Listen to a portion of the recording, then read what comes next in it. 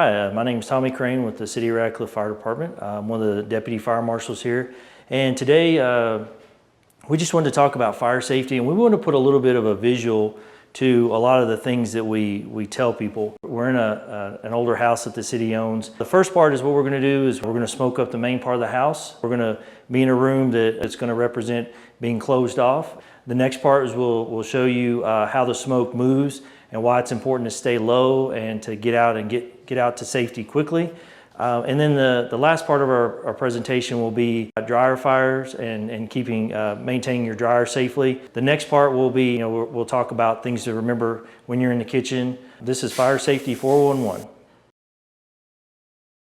When you hear the smoke alarm in the middle of the night, the proper steps to take.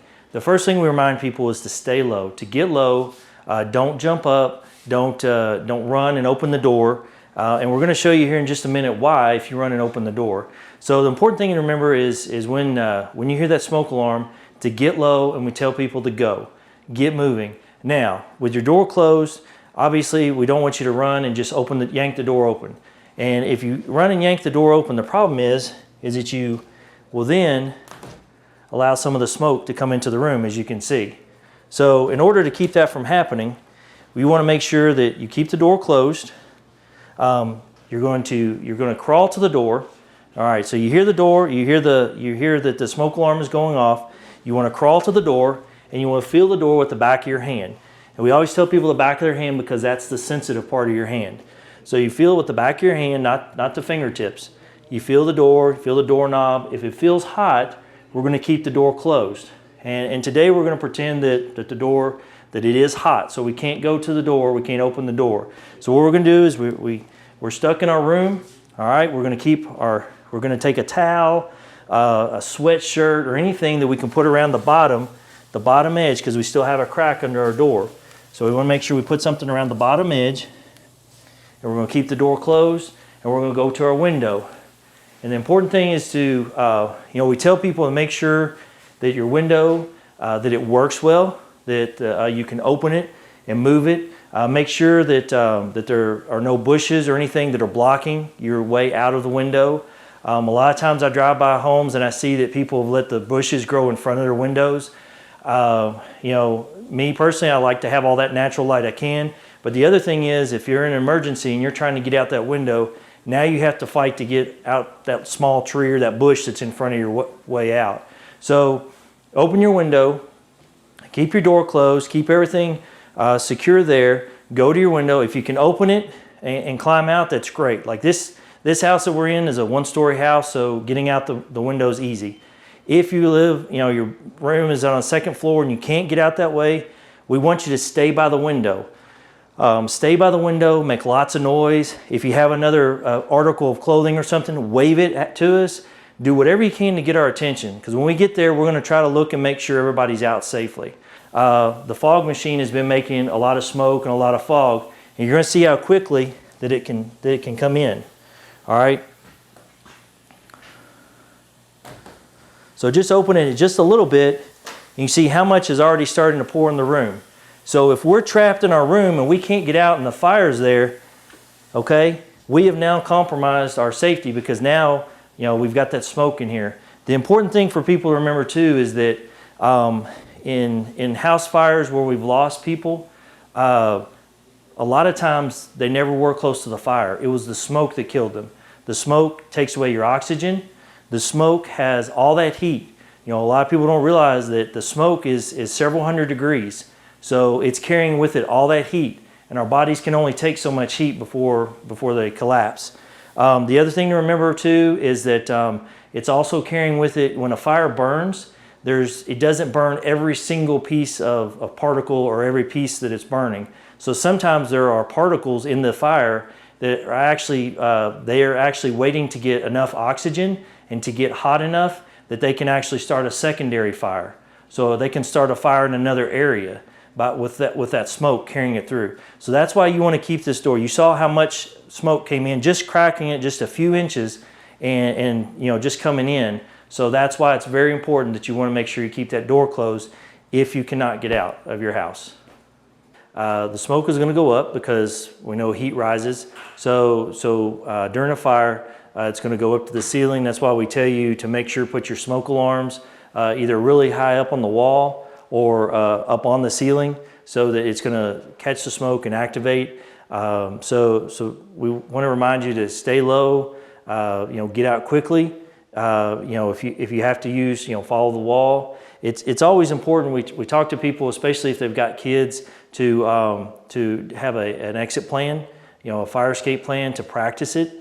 NFPA recommends practicing once during the day and at least once during the night, sometime during the year, just so everybody gets an idea of what it's like to get out of the house if there is a fire. So once our fog machine kicks on, you'll see that the smoke will, when it starts to fill up, it will kind of show you why you need to get down and the importance of getting low. The smoke with the heat is going to stay up high, and we want to get low where the air is cleaner. As you can see, it's almost a dividing line of where the smoke is. Now, of course, as the fire builds, it's going to get thicker and harder to see and everything. So we want to make sure that we get out quickly. What we practice in the fire service is we actually practice following the wall, feeling the wall. So if it is dark, the smoke's getting real thick, we can follow the wall and we get to where we need to go. So that's some important things to remember as well. If possible, if you can, try to close doors behind you. The same theory behind staying in, if you're trapped in your room, the same theory keeping the smoke from filling up the rest of the house to make it harder for us to fight the fire. So if you can close the doors as you're leaving, that helps us as well. Now we want to talk about kitchen safety. The theme for this week, NFPA's Fire Prevention Week, is serve up fire safety in the kitchen. And with things like COVID-19, things like that going on right now, a lot more people are staying home, a lot of people are cooking at home, and we just want people to be aware of fire safety in the home, especially when cooking. Cooking fires, they are the #1 reason for house fires, and unattended cooking is by far the leading reason for those fires. So what we want to talk about is what to do if there's a fire on your stove. What you want to remember is, #1, if there's a fire in the microwave or in the oven, the best thing to do is to keep the door closed in your oven, or if you've got a microwave, keep the door closed in the microwave and just turn the power off. You don't have to open the door, you don't have to do anything to take care of the fire. Just keep the door closed and turn the heat off, and the fire will smother itself. The stovetop's a little different because it's more open. Some things we want to remind people when they start to cook is, #1, don't try to cook if you're intoxicated, if you're on any kind of medication that might delay your response, make you drowsy, anything like that. If you are sleepy, don't cook in those times. Make sure that you're awake and you're aware of what you're going to do. The other thing we try to tell people is, remember, turn your pot handles and your pan handles, turn them away so that they can't be bumped while you're in the kitchen. So turn them away from the edge of the stove, or if possible, put them on the back burner so that they're away from where they can be knocked off, and they could hurt, especially if you've got small children. We always recommend keeping the area around the stove and the oven as a kid-free and even a pet-free zone, at least 3 feet, so that if something gets splashed or knocked down, it's not going to hurt the child or your pets. The other thing is to keep the area around the stove, even if you've got cabinets directly above your stove, try to keep that area free of things like paper towels, dish towels, oven mitts, recipe books. Anything that could be combustible could help spread the fire. So keep that area away from your stove as well. So you're cooking and something happens, we tell people, make sure you try to stay in the kitchen, stay close, monitor, what you're cooking on the stove. If something happens, if something goes awry, don't panic. But remember that there's a few simple things that you can do. Some things we don't want you to do is, #1, don't grab the pan and try to run with the fire. #1, you can spread the fire. #2, you could slosh whatever's in there. If it's hot grease and it's on fire, you risk splashing on yourself, spreading the fire throughout the kitchen. So as you can see, if you grab it really fast, you're gonna risk splashing it. So you don't want to do that. A few things that you can do that are good to do. Number one is if you feel confident enough that you can put the fire out and safely do that, then do that. If not, we ask you just get out of the house, get out of the kitchen, and call 911. Get out of the house so you can call 911 with safety. If, however, you feel like that you can safely put the fire out, we're going to show you a couple things you can do to safely, and we're going to show you a couple things not to do. So the first thing we're going to talk about is we do not throw flour on a fire, grease fire. And we're going to show you why, how it will actually make like basically a fireball. The same effect will happen if you throw water on the fire. It will spread the fire, and it will instantly, the water will instantly vaporize, turn to steam, and make basically a small explosion. So we're going to show you with that. We're going to show you how much damage it can do. We do have a little bit of wind today, so the flour might not go quite as well as what we were thinking, but we are hoping it'll still get the effect to show you how much it can spread versus just, you know, the safety standards we'll show you here in just a minute. So first we're going to do the flour, and then the next we'll do the water.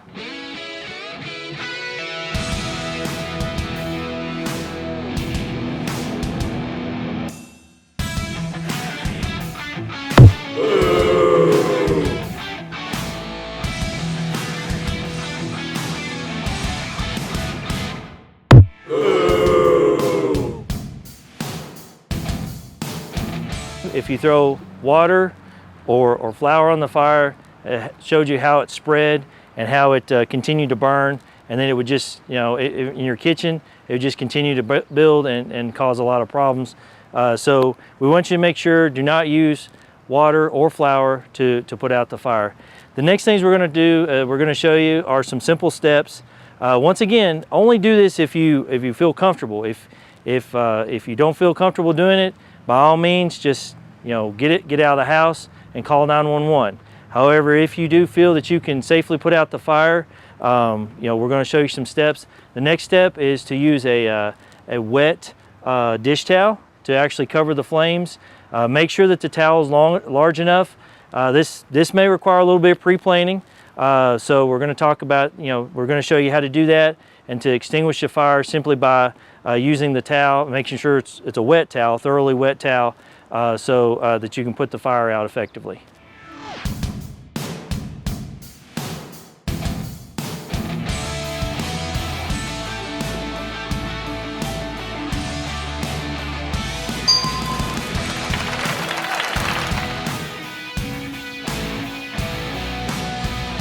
Probably the easiest method and the best thing to do is just simply make sure that you have a lid that fits the pan that you are using. So there again, you could also, in a pinch, you can use a cookie sheet that would cover the fire as well. So just make sure that the cookie sheet is wide enough, depending on how big your pan is. But just a flat cookie sheet, or also, you know, the best thing, like I said, is to use the lid that actually will match that pan.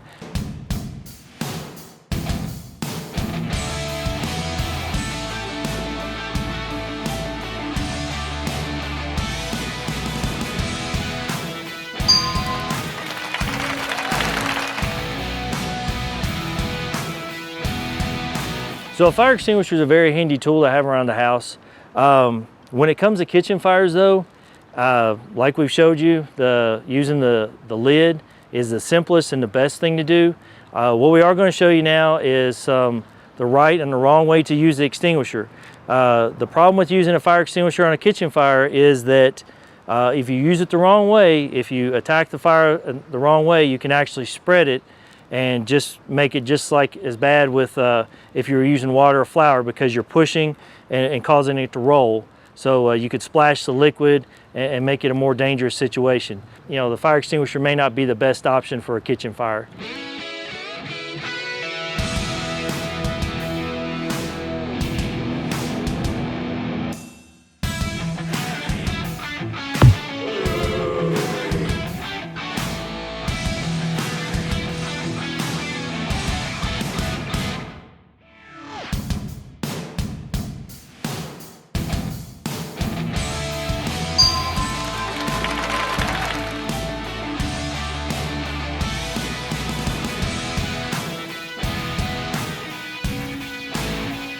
So in this section we're going to show you, we talked briefly mentioned about if you have a fire in the stove or the microwave oven, just to leave the door closed and turn off the heat.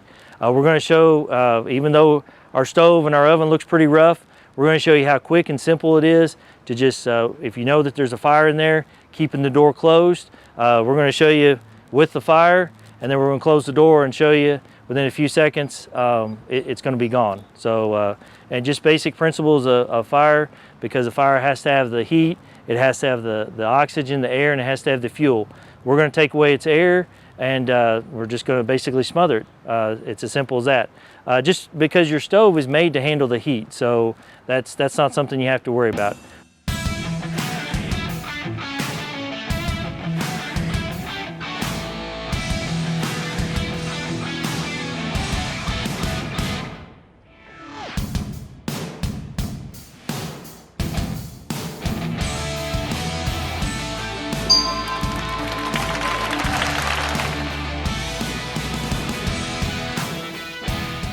The problem when we dry our clothes is that as we're drying those clothes, it's it's pulling out the lint and everything. So it's very important, number one, to make sure that you clean the main lint filter after every use. So don't let it build up.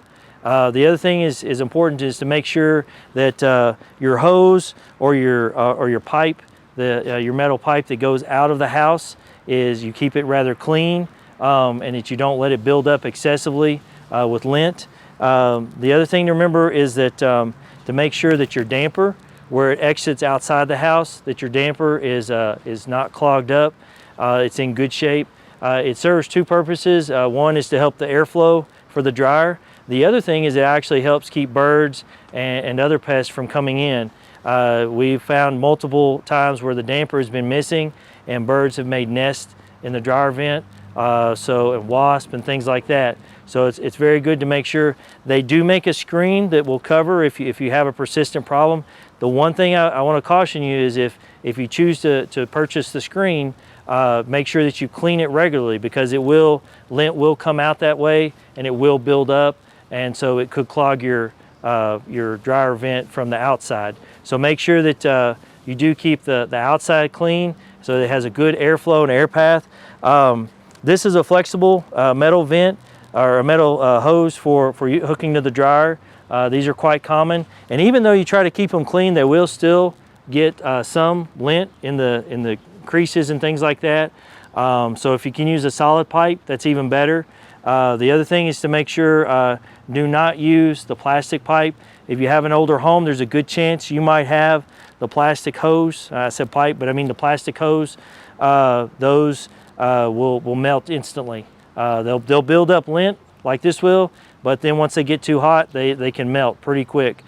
So most places you can't buy them anymore, so that's good. But there may still be some older homes that you may have the plastic vent hose. So make sure that you don't use that for your dryers.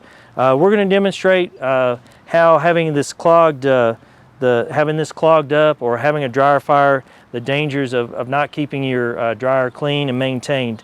And the reason it's such a potential problem is because, we could take a shirt and we could try to set it on fire, or a towel, and it's harder to burn because it's a bigger piece of material.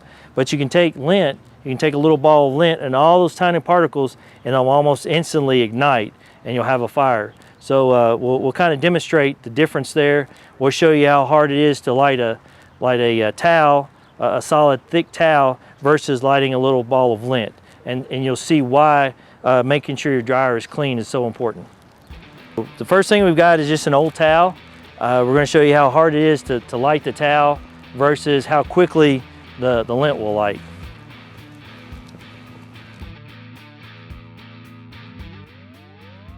So as you can see, even with it being a cotton towel, it's starting to burn just a little bit on the edge.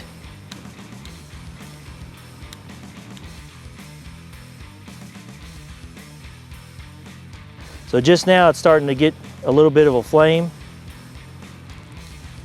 Just this little ball of lint, you'll see what a difference it is and how quickly it'll burn. I didn't have to hold the flame to it at all. And see how quickly it begins to char and start to burn? So with all those little fibers, they'll burn a lot faster. And as they build up heat, they're just gonna help spread and spread the heat even faster. We also want to remind people is that check behind your dryer occasionally. Make sure that if there's any dropped towels, washcloths, socks, or even mysteriously grocery bags. We found places where people, for some reason, want to put grocery bags by their dryer. But you know, those kinds of things, make sure there's nothing back there combustible. So always kind of just check around your dryer and make sure that there's nothing that's built up. You know, that gives you an opportunity to pull it out, clean it, clean your vent, and clean the hose out and everything.